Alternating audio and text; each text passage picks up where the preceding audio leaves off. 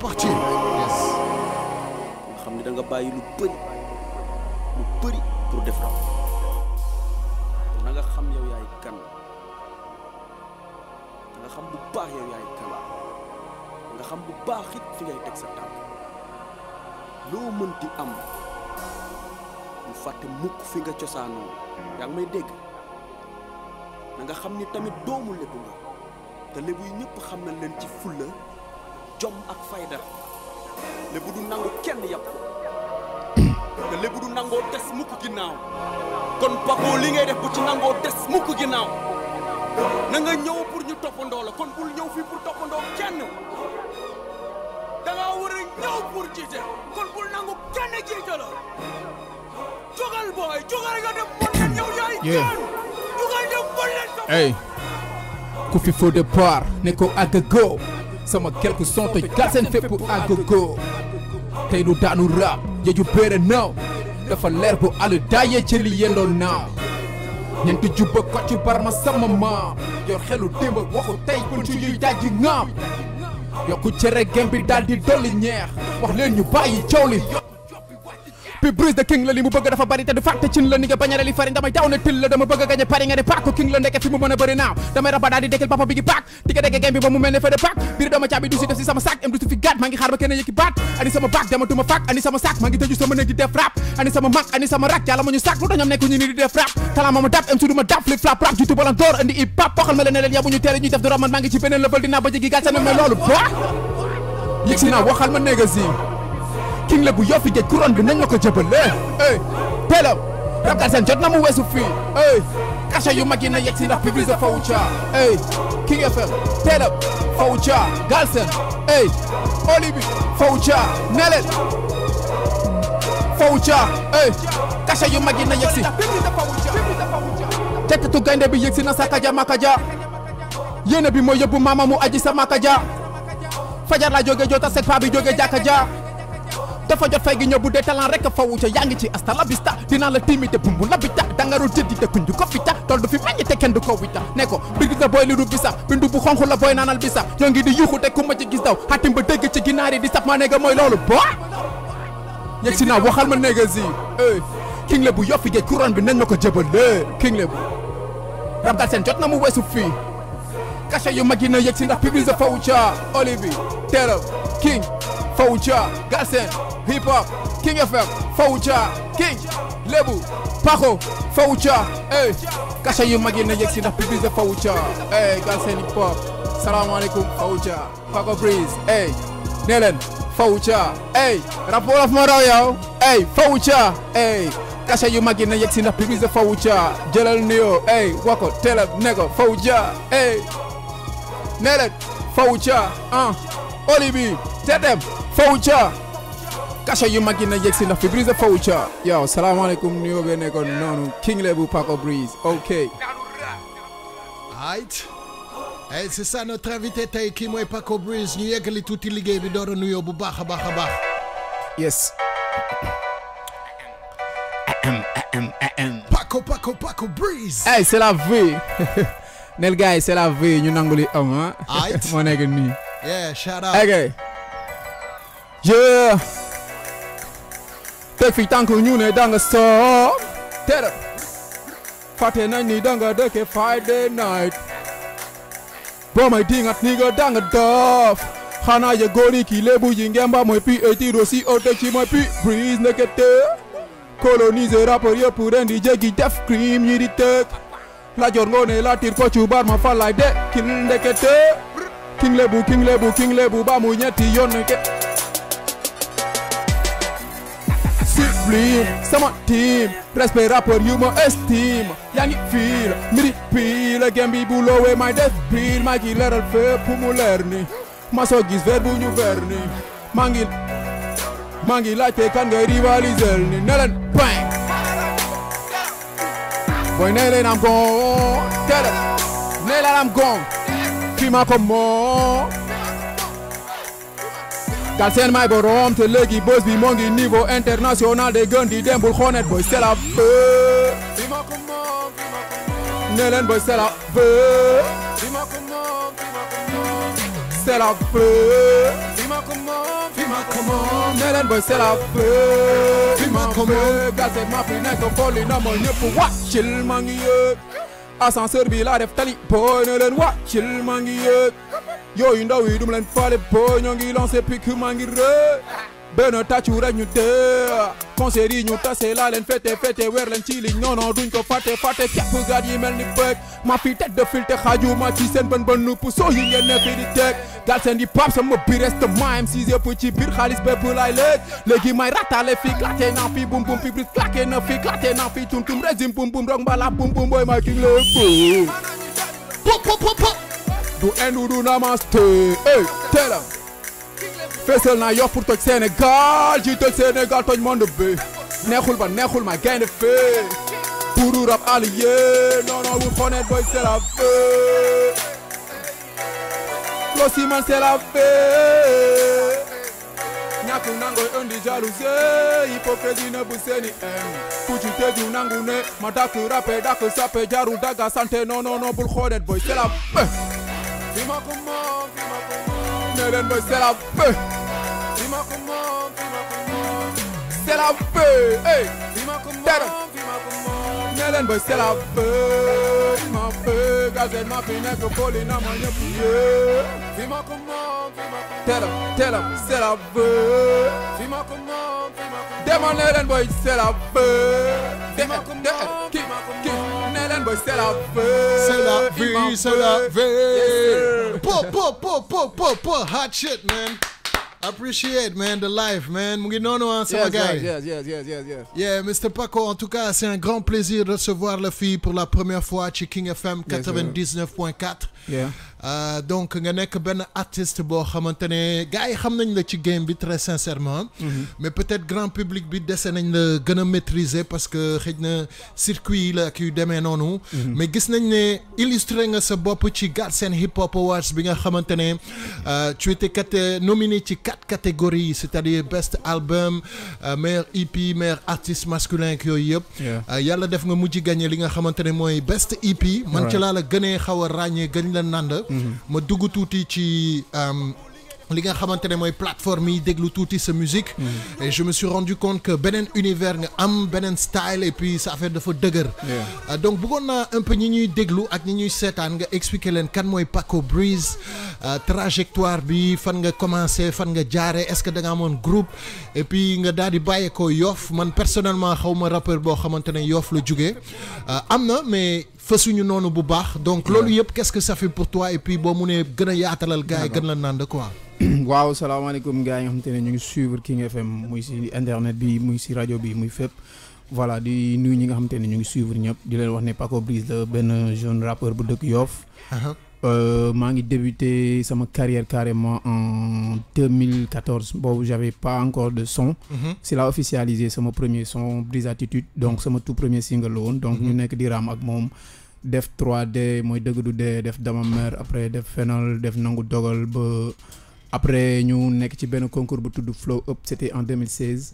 yàlla def ñu bokkoon ci finaliste yi c'est par la suite après si la ma benn copain bu ma bokkaloon label bu nekkoon Yoff bu tudd Black Lion.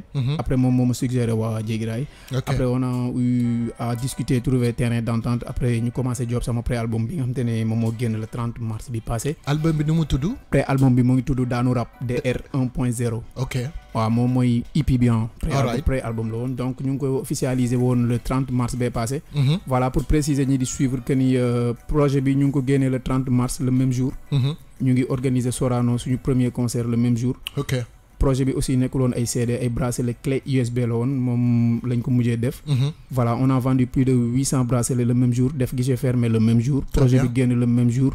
Donc jour boobu mooy woon suñu nuyoo ci game bi ñu def benn exploit bind suñu tour ci analu rap Galsen. super voilà par la suite si lañ commencé gars yi di ñu xam nànk-nànk defoon nañ ay clip 2-3 clips yu officiels.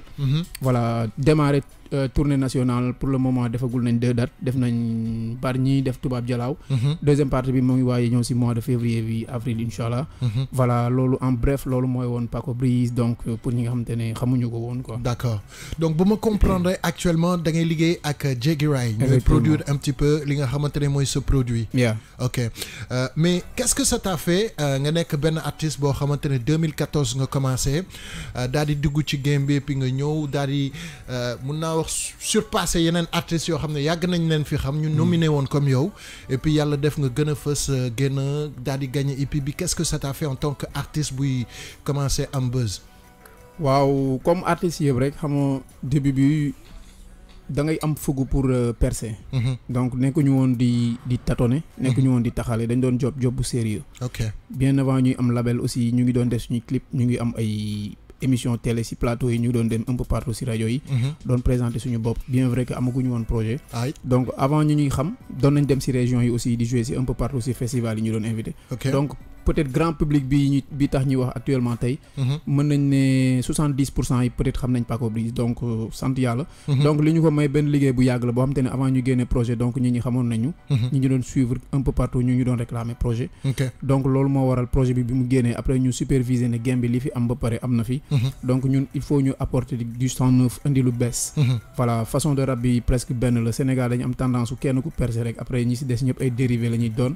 Parallèlement ni muy rabee la ñuy rabee même sol yi lay nekk même jabi donc ñun dañ gisoon ne loolu noonu dañ ko fi bëgg jëlee donc ñu gis ñi nga xam te ne ñu ngi def lu nice ñu koy saluer ku si nekk yaa ngi def sa wéy mu ngi cool donc ñun waruñu ñëw rek topp si wéy boobu aussi tout à fait donc dañu war a indi façon affaire yu bees indi style bu bees ba pare indi ay plateforme yoo xamante ne nii du moins pas plateforme sax indi ay spectacle yoo xamante ne nii peut-être gars yi nga xamante ne ñoo fi nekk biñ koy def ils ont osé le faire pendant leur 1 an de carrière si la ñuy soog a jël yenn salle yu mag yi pour def seen ay first show bu mag donc ñun ñu ne comme am nañ public ba pare macha allah Yoff gépp ñoo ngi suivre suñu gannaaw nekkatul Yoff kese léegi Sénégal la donc ñu décidé génne projet bi le même jour def Sorano le même jour au lieu de CD ñu def ko ay bracelet ñu jaay bracelet yëpp le même jour def guichet fermé bu amul fenn donc loolu rek pour man marqué na sama pass yi rap Galsen donc loolu pour man ci 2018 bi amul woon MC bu ko def pour ne pas exagérer si 30 ans hip hop Galsen gisaguma woon benn underground bu ko réalisé donc loolu rek bu ñu la joxee best EP donc gisoon nañ yeneen trophée yu gën a bari donc mais sant yàlla bu benn ñëwee donc c'était la première fois ñu nominé ñu alhamdulilah quoi. En tout cas moi je trouve qu'en tant que artiste da nga may fàttali Dip bi nu gis bi ma koy njëkk a gis mu doon génnee premier albumam il y a quand même quelques années c'était première rajo bu mu doon def fekk maa ngi woon RFM je sens que da nga maîtriser ce univers maîtriser ce style maîtriser ni ngay communiquer on sent que c'est un projet boo xamante ne sa lépp da nga ko pare ba pare depuis un bout de temps yow solo nga mus a nekk wala da nga mus a couplé wala nekk ak groupe non mosuma nekk si groupe nag t'as toujours décidé liggéey yow kese waaw maa mos a job quoi waaw te noonu nga bëgg a yeggale sa carrière inchallah ok mais rapidement est-ce que am na fi ay artistes yoo xamante ne peut-être yow gis nga ne li ñuy teg ak li ñuy liggéey baax na est-ce que am na ay par exemple rappeurs sénégalais yu lay influencer wala sa musique fan ngay artiste booy gis day am na source un petit peu yow lan mooy sa univers un petit peu musical bi ngay inspiré woo waaw man d'habitude dinaa déglu lu bees rek ma génnee ko xool lu gars yi joxe ma déglu mën naa wax que ni du ma ko déglu si une semaine quoi lu gars yi génnee ak dama koy jël ma cons ko xool fu niveau bu tollu xool univers yi fi nekk à chaque fois loolu plus la may def bu ma gisee lu ma impressionné damay jéem a def plus que loolu après teg ko de côté donc du ma dugg si monde jàmbur à chaque fois di ko cons parce que à chaque fois li ngay déglu souvent ngay lay feeñ souvent di nga dégg benn flow mun duroo keneen parce que ki ko def sax daa jàpp ne moom moo def flow boobu fekk mooy li nga doon expliquer merci beaucoup doo ko tay boo koy def parce que booy cons si benn affaire à chaque fois day dem ba ancré wu si yow dugg ci yow voilà loolu laay bañ mais lu bees lu génn dama koy cons benn une semaine dugal loolu sama moyen gis niveau bi fi mu yem bu ma ci dolli ci pour gën a évoluer si projet yi di ñëwaat quoi franchement gis naa ne ce style quand même da nga ko maîtriser et puis flow bi comme ni nga ko waxee c'est très technique sànq maa ngi gis son bi mu ngi mel ni yaa ngi tëgg sabar fekk yow yaay flow donc c'est vraiment bien nga apporter un petit peu du son neuf maa ngi lay féliciter ci loolu et puis ñu jéem a continuer toujours suñu live c'est comme ça rap wolof moo raw di leen fàttali cet artiste il s'appelle Paco Briz il a gagné li nga xamante ne mooy best EP ci Galsen Hip Hop Awards et puis c'est un artiste qui nous vient de Yoff à écouter avec beaucoup de talent ñu déglu bii La Menace King FM La Menace bum la jaaxal bum la jaaxal néega bum la jaaxal teelam bum la jaaxal bum la jaaxal buma Galsen ñëpp bàyyi xel tepp la ko liggéey matu ano fel ñi ma gisul di ma sentir mel ni matu fel changer guubu hip hop Galsen def ci caramel hip hop Galsen sama biir Job MC xaalis maa ngi briller ñoo ngi fiir or jama xaalis succès dawul sama biir projet bu génn du ndoxe fils seeni projet siwul mel ni dëjul liir ay ku fi fëgg kong kong entre ma vie ne suis la menace king lebu swag rapide ne quelques sont là jot a génne di leen marine MC égal masi babar soble mélangé concert bu ma yëg mu tooj wàcci naa noo def mu taas performé ba door fa pooj rapport à jeté yi kaas ndóobin kaa ñu tippi trap maa ngi ak punch di rap avec frappe man maay seen papi papa ak seen papi yaay man maay seen maam maa ngi sa kaw hey protégé teera këf sa couronne teg ci di la ree hey hey danga foogoon ne yow yaa fi moom hey king lay ngi bouleversé hiérarchie bi suis la menace suis la menace suis la menace suis la menace suis la menace suis la menace teera teera suis la menace suis la menace suis la menace yor sama titre foncier ngeen yor seen boy yéen ñëpp lay ñaanal te ma tru seen boy même si boo bëggee ma topp sa ginnaaw posel ange fitu gaynde deru jasir yàq der bi jeex na nan ñu job te noppi man succès moo yàgg na sama xol toog naa lu yàgg dew ma école petit di taa rek may gën di xool gëm ne job rek kay fay pour yàlla bay sa tool rappeur yi fi ne du ma seen maas man rek lañ fil yàgg naa leen maas yof ma ngemb ma doon menace rafale trophée yëpp et on recommence maa ne nga gemb ci maan comme salon de coiffure damay dugg yëngal bopp génn ak coupe fas yéene daane record yëpp daanu rab bi ndëpp bracelet yi fépp si sukat yi jëpp yuxu doy na sëkk wàkki fu mu dëkk yoo of la ma dëkk lébu la ma làkk king lébu bi fépp menacé ñëpp performé fépp ñu may waxtaane fépp léegi man jël naa sama bopp def ko sama logo nag ma dégg nopp homie bu dee déggoo suy la menace déggoo dama égo waa mais lii la nii man dama doof est-ce que du rappé nekk sama gémmiñ rekk nii di wax tey daanu rap wax ma lu des ma seen papi papa ak seen papi yaay ma la seen maam maa ngi sa kaw ci protégé ci këf sa couronne teg ci di la ree danga foogoo ne yow yaa fi moom hey hey king lay ngi bouleversé hiérarchie bi ba suis la menace suis la menace suis la menace suis la menace suis la menace suis la menace suis la menace suis la menace suis la menace suis la menace hey suis la menace hey King FM menace ne ko menace hey nigga suis la menace hey tell him hey menace check menace tell him hey nigga suis la menace yeah nigga suis la menace hey yes sir nigga suis la menace King FM Baco Breeze okay rap wolof moo raw bu guddi jekki bonde daal di doon bëccëg sutura xaweeku daal di wàccal sa njëg wanteer sa ngor xawi sa sutura ba ñu bari di ñëg ma ne bu guddi jekki bonde daal di doon bëccëg nga gis ay magi jëmm yuy laxu si taatu miir yi guddi moo ñu suturaal wante si lañ gënee mën a def lu bon yeah girl what's up ñaata góor nga wan sa awra what's up émoticône sexe kuku snap kooko yàqal foog mu sukk sa ndap xamal la ba noppi xawi sa sutura tasaare photo yak vidéo ji xabaar yi di daw Sénégal yàlla moo ñu njëkk sàng sutura fàttela ko leer ak lëndëm ndesaan xoola nit a lëndëm da ngay gis ku ne ci diggu ndëndëm ndeke seytaane ko sëlëm sëlmoo xaalis bu bon daal di mujj gëlëm fàtte suturaal ba bom ba xaawi suturaal moom dëkkee wul woon lu dul fëgg dënëm ndeke yàlla fay sa tool jëkkal suturaal sa bopp yàlla suturaal la sutul sutura kan mooy sutura hey teera sutura ci boppam kan moo koy sutura waxal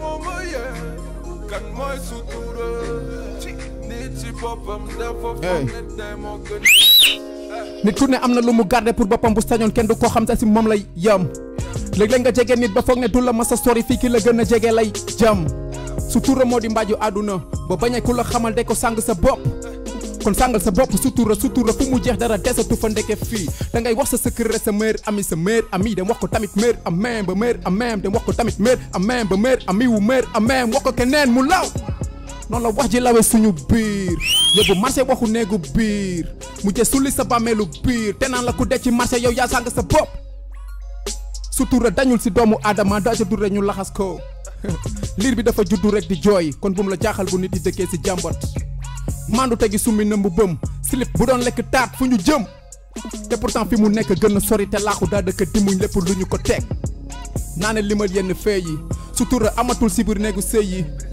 sa jëkkër bu demee liggéey yi nga tàmbali jëf yi bon yi si biir kër gi bu dépense doyul nanga ko suturaal bu dee dafa tële nanga ko suturaal bu sa jabar biñ la jébal amul ndaw nanga ko suturaal xoolal ñaata jigéen nga tooñ sutura hey kan mooy sutura hey sutura ci boppam kan moo koy sutura hey man de moo ma yee hey kan mooy sutura hey nit ci boppam dafa foog ne de moo ko yees bu nit di sarax moroomu nitam danaan ko am yàlla jox la te pourtant yàllaay joxe yàllaay nangu mais ani loxoom sutura maa ngi ñaan yàlla dellu sutura hey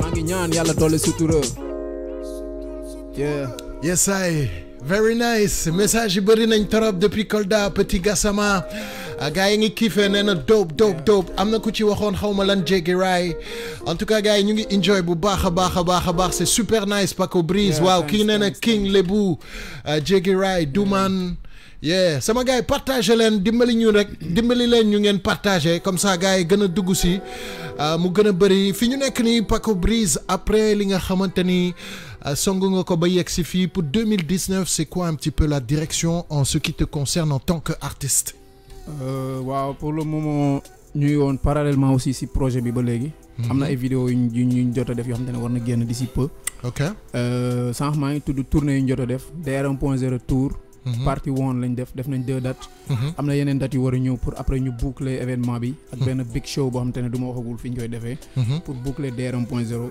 et bi beneen univers u DR 2.0 wala album donc mënaguma wax lan la mais ñu ngi jàll son yi mu ngi bari donc pour dire gars yi ne leen 2019 narul yomb voilà at bu bees tàq la voilà nouvelle ère la te duñ leen mës a may ngeen nooyi très bien donc fi ñu nekk nii bu may dégg li ngay wax nii day mel ni en fait amul son yu bees yoo décidé génn bu ma comprendre da nga bëgg bàyyi tuuti album bi dund. waaw pour le c'est bien ça. waaw pour le moment bëgguma rey projet bi.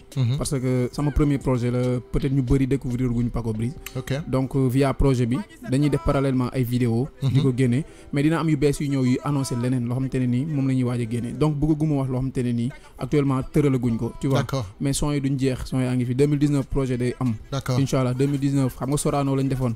leneen lu gën a big Sorano day am ñu clôturer après defaat leneen lu bees donc gars yi nañ xaar 2019 mooy gën a big incha allah. affaire yi incha allah donc amagul benn vidéo bu génnagul pour l'instant par rapport ak son yi wala. si projet bi am na 2 vidéos yu officielles am na y a pas photo. am na Brisalisé d'abord. d'accord voilà am na 2 vidéos mais am na yeneen aussi ñu. mais Brisalisé dégg naa ko tuuti. mais c'est carrément bokkul ak li nga xamante ne mooy sa yeneen son yi. effectivement est-ce que da nga jéem a dugg ci tendance bi parce que gis naa ne dafa xaw a afro rythme bi dafa xaw a saccadé. donc est-ce que c'était pour mun a bokk ci li nga xamante ne mooy tendance bi puisque sànq yaa ngi nekk yow da ngay jéem a def sa affaire donc Brisalisé lu tax nga xaw a dem ci direction bu mel noonu. waaw Brisalisé donc di nuyu Keef donc sama ingénieur de son la en même temps mooy beatmaker bi moom mooy daanaka moom moo nekk Jéggi Raay di job ak gars yëpp. oui donc loolu conseil am la. donc projet bi dañ ko déglu. voilà c'était rap pur et dur dafa genre dañ xoteeku foofu yëpp am na yu bëri génnul sax son yu bëri dañ ko mujjee téye. on voulait apporter quelque chose loo xamante ne dina xaw a nekk lu oyof si nopp gars yi. ak loo xamante ne dina saccadé aussi dina rap donc mënoo ñëw catégoriser sa bopp si benn côté. donc bu ñëwoon rap technique fast flow kese donc loolu day saturé si nopp gars yi en plus da ngay teel a sàppi nit yi tu vois. day métti voilà dañ bëggoon indi benn cocktail boo xamante ne nii. xam nga rap Galsen du ñi di déglu puristes yi kese nekkuñu fi donc. bien sûr voilà actuellement musique internationale bi aussi am na ouverture bien vrai que hip hop dina international dina lépp mais am na benn package boo xamante ne nii il faut nga toucher ko. pour ñu xam ne yow musicalement pare nga. voilà si côté univers beat afro si côté univers boom bap trap mumble. projet bi am na lépp donc dañ bëgg a wan gars yi que ni am nañ ay facettes yu bëri comme que pré album la donc ñuy wan leen un peu suñu couleur projet bi di ñëwaat na lay war a mel pour wan leen ne facettes yooyu yëpp mën nañ ko def buñ ko defaatee beneen jour bu mu leen bett parce que mën nañ ko. très bien yaa ngi doon wax léegi waxu peut-être ubbi sa musique bañ ko sectariser. mu gën a mun a génn est-ce que tu prévois peut-être def ay combinaison ak ay artistes ci sous-région bi. que ce soit en Afrique ou bien à l'international et puis est-ce que def nga ay combinaison ay featuring ci projet bii nii ñuy wax actuellement. mooy projet bi génn. waaw projet bi génn 2 featuring kese laa si def. kan bi ak Jay mooy son bi jàll léegi sutura. oui Jay bu Buzz Lab. ok laa defal boobu. ak benn son bu tudd siiw boobu maa ngi ko def ak gars yi nga xam te ne ñoo nekk si label bi Ndobin la KMT ak First Class. ok loolu kese moo fa nekkoon donc c'était pour wane suñu bopp loon projet bi. très bien donc pour wane ne mën nañ li ñuy def. moo waraloon son yi ma aaki moo ko dama ci nayoon sax am na ñu bëri dañ doon wax naan son bi sentir naa si kii ma ne leen non lii ça me concerne quoi projet bi man la man ak sénégalais yi la man ak public bi la voilà man ak samay fan la man ak gars yi donc dama leen war a wan sama tàngoor ba pare après ouverture bi nga wax ni day ñëw donc ñu ngi si ay deal inshallah dina am ay featuring côté sous région yi aussi amaguñu opportunité am ay artistes yu ñu defal mais mu ngi si ambition yi mu ngi si rêve yi pourquoi pas def ay featuring ak ñi nga xam te ne dëkkuñu Afrique aussi loolu yëpp moo ngi ci biir donc bëgg nañ ko def projet bi dëgër na baax na trop li ma jaaxal mooy peut-être est-ce que damay gis ne fësagul ngay génn ci médias yi que ce soit télévision radio journaux affaire yu demee noonu est-ce que da nga doon xaar peut-être jeexal li nga doon fixé en 2018 pour gën a song parce que defe naa artiste loolu la soxla promotion pour mu gën a fës le plus grand maximum xam la pourquoi la communication commencé gul demee noonu pourtant demee na noonu sax ndaxte avant projet bi def nañ pratiquement télé yëpp. oui voilà avant projet bi ñuy wàcc Sorano bi def nañ télé yi nekk Sénégal yëpp. d'accord rajo yi def nañ peut-être 50% wu rajo yi. am na rajo yu ñu dem. am na yu ñu rajo yu ñu jotul dem. donc def nañ promo rajo. def nañ promo télé déjà promo télé bi ñu ngi ko def ak Yapa Photo moo doon annoncé projet bi amoon nañ ay teaser ay freestyle série de freestyle yoo xamante ne à chaque fois da lay tendre vers projet bi ne la projet bi moo ngi ñëw voilà def nañ ay émission télé def nañ ay émission rajo am na ay journaux yu ñu def nañu aussi si ay articles ay L'Obs ay bëri na ay journaux yoo xamante ne kon xëy na man maa xamagul voilà effectivement mais pour le moment mais bu ko ruusoo wax ma ne bu ko ruusoo wax quoi def nañ ko même si journaux yi bind nañu si ay articles après Sorano ak avant Sorano def si ñun ay articles côté culture journal de la culture defoon nañu rotation ci rajo yi pour l'instant est-ce que ce objectif tu trouves que yaa ngi ci sa objectif ni nga ko xalaatee woon est-ce que tu trouves que tu atteins ton objectif par rapport à ton projet depuis que nga génnee ko waaw projet bi franchement feedback yi ñuy jot actuellement kawe na suñu njort par exemple dañ gisoon ne premier projet la man dama ko xeeb donc c'est normal quoi dama ne keef liñ génnee nii man satisfaire ou bon quoi c'est normal mu bañ ma satisfaire parce que maa ko job parce que bëggoon naa jox gars yi lu gën a kawe tu vois donc mu ne ma premier projet la joxal gars yi ñu am aperçu si li ngay def ba pare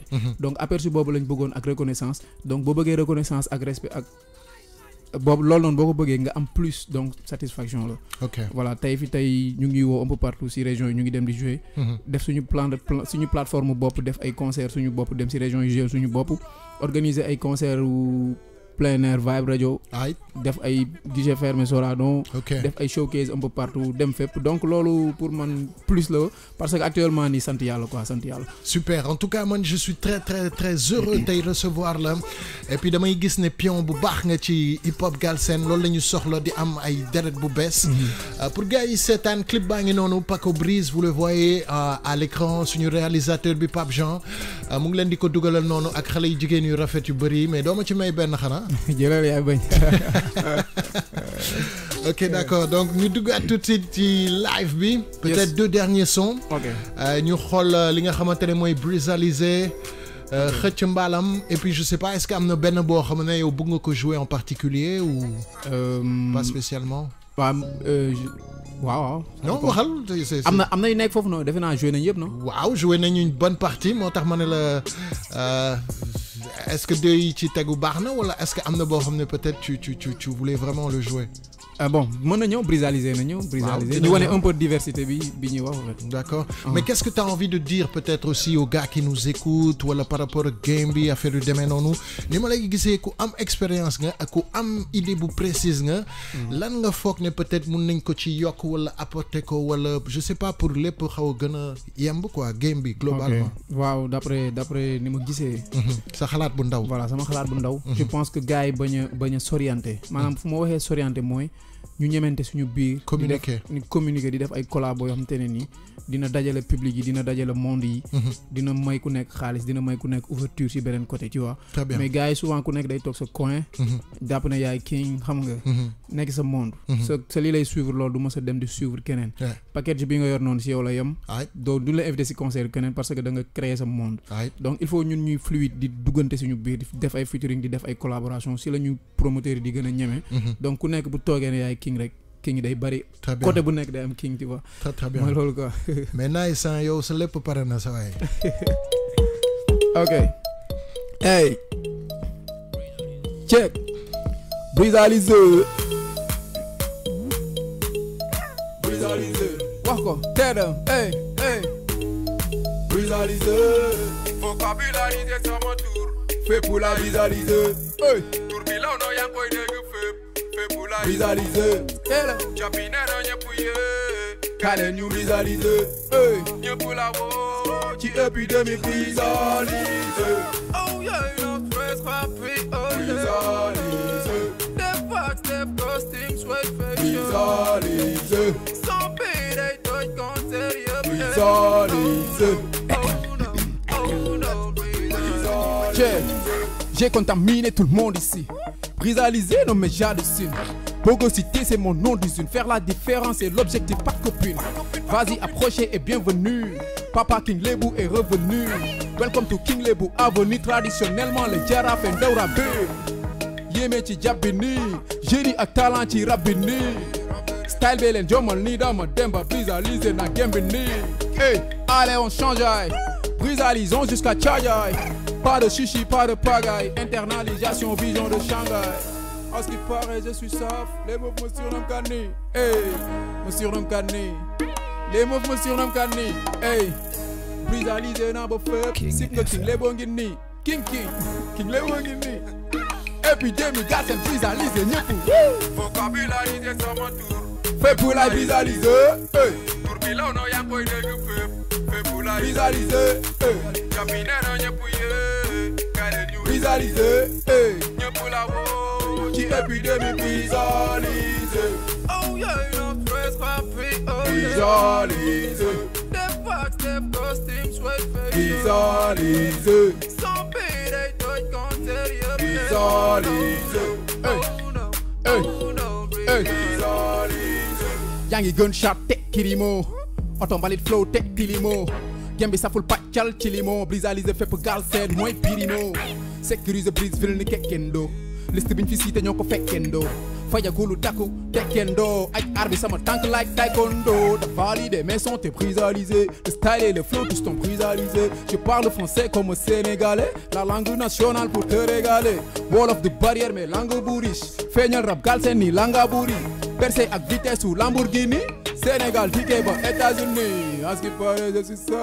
Les meufs me surnomment Kani. Hey, me surnomment Kani. Les meufs me surnomment Kani. Yeah.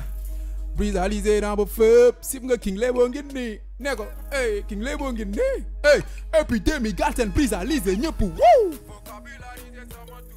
Fait pour la brisalisé. tour bi law no yaa ngi koy dégg fépp. Fait pour la brisalisé. Japinero ñëpp yee Kale ñu brisalisé. Hey, ñëpp la woo ci épidémie brisalisé. Oh yeah, no stress rapide, oh yeah. Brisalisé. Step back, step costume, sweat fashion. Brisalisé.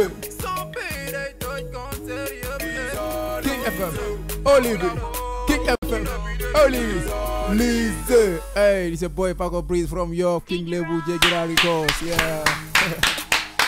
Félicitations. Yeah. Excellent. Yeah, man.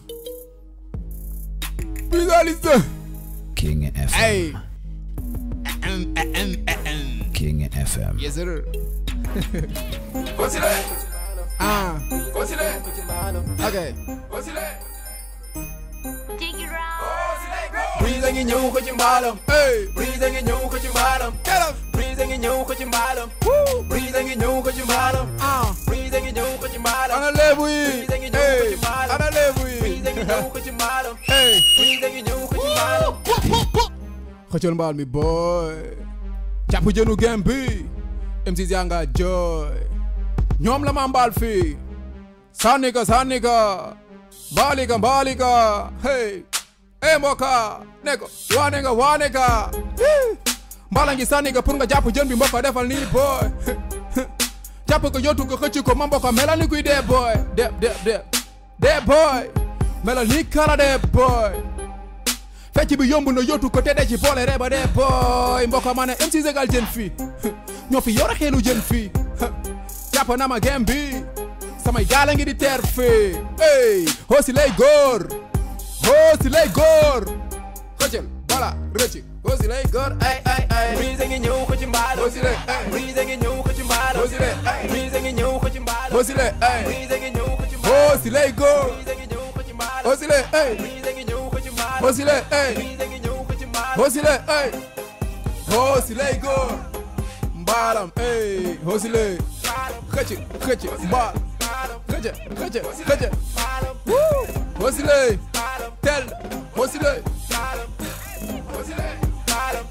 Breeze ngi ñëw ko ci mbaalam check dama taaye wax ci pile game de rappeur sénégalais yekk përi wax te du nu def gat taaye wax ci lu leen avancé loolu du toog di clash rëy gat dëkke saagante di clash takk fay di mel ni flash dañuy reculer ni flashback sànni sama mbal jàpp naxu ya bay taas génne gu ma li fi gën a dóob bu yeboo nañ ma dëkk nopp fu ma génne gel yi di ma topp ani ran bi cak wax ma ku ci topp MC ma defi rey hey lébu la ma laaka hey dafay it mooy sama liggéey Africa Sénégal DK jàpp nañu rab bi def ko imprimerie rappeur yëpp ndiiro comme ay photocopie rappeur yëpp ndiiro photocopie soppi na ma gem bi géej sànni sama mbaal jàpp naa ko MC teral sama gaal fii hoosi lay góor ay Breeze ngi ñëw ko ci mbaalam hoosi lay Breeze ngi ñëw ko ci mbaalam hoosi lay Breeze ngi ñëw ko ci mbaalam hoosi lay Breeze ngi ñëw ko ci mbaalam hoosi lay góor Breeze ngi ñëw ko ci mbaalam hoosi lay Breeze ngi ñëw ko ci mbaalam hoosi lay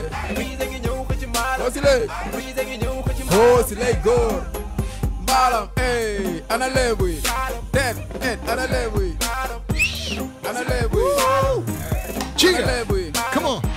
Ana lebu yi. Oli mi ngi ñëw ko ci mbaalam jëlal daanu raw Yeah. I King FM what a buck. Oli mi Paco Breeze. ana mbaali nigga What a beat. yes sir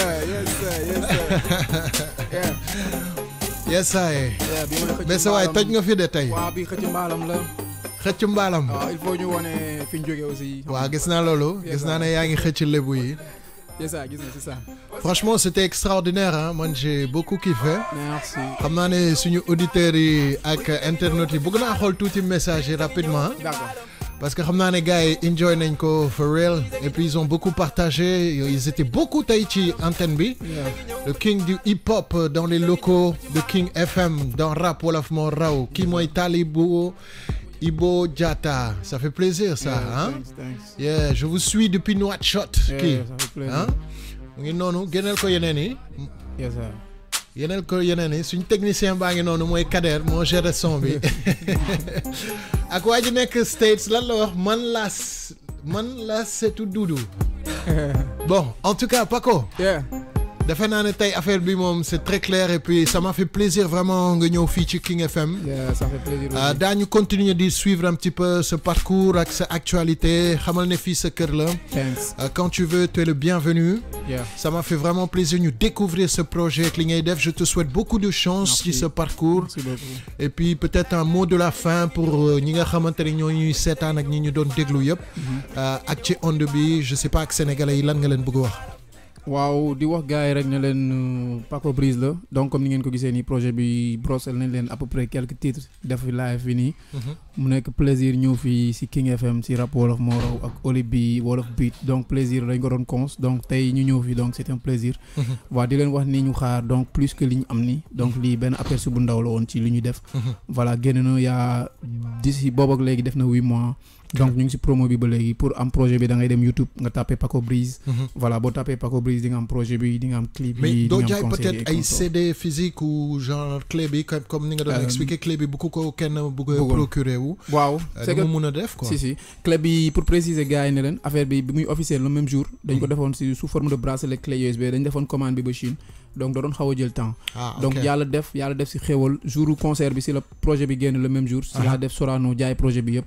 voilà nit yi dañ ñibbi après dégluwaale ko donc après mu nekk en rupture mu manqué. donc amatoo stock quoi. amatuñ stock donc dañ obligé sax si biir semaine boobu ñu def ko mu nekk free download téléchargement gratuit. sur YouTube depuis loolu mu ngi YouTube mu ngi foofu quoi. ok très bien et bu fekkee benn nit seetaan na ni Paco Briz tey bëggoon ko contracter wala soxla la fan la mën a wooye wala jot la. waaw mën nañu woote si numéro 77 723 34 85. 77 723 34 85 ku ci woote après di nga am si information yi war yëpp. pour Paco Briz mooy loolu quoi. ok Paco merci beaucoup yow ak sa staff boobu. waaw présenter sa gars yi Ablaye sama frère ñi yëpp samay frère lañ. ci mooy Sana Akon Gueye. Kos maa nekk. waa gars yi ñoo nekk nii. voilà di bëgg gars yi nga xam te ne ñu ngi déglu ñëpp am na ñu bëri ñu bëggoon ñëw aussi mais jotuñu ñëw. incha allah di la remercier encore une fois di remercier gars yi di remercier sama famille di remercier waa Yoff plus particulièrement parce que ku si nekk da nga am base. donc tey mu yegsee fii c'est grâce à eux.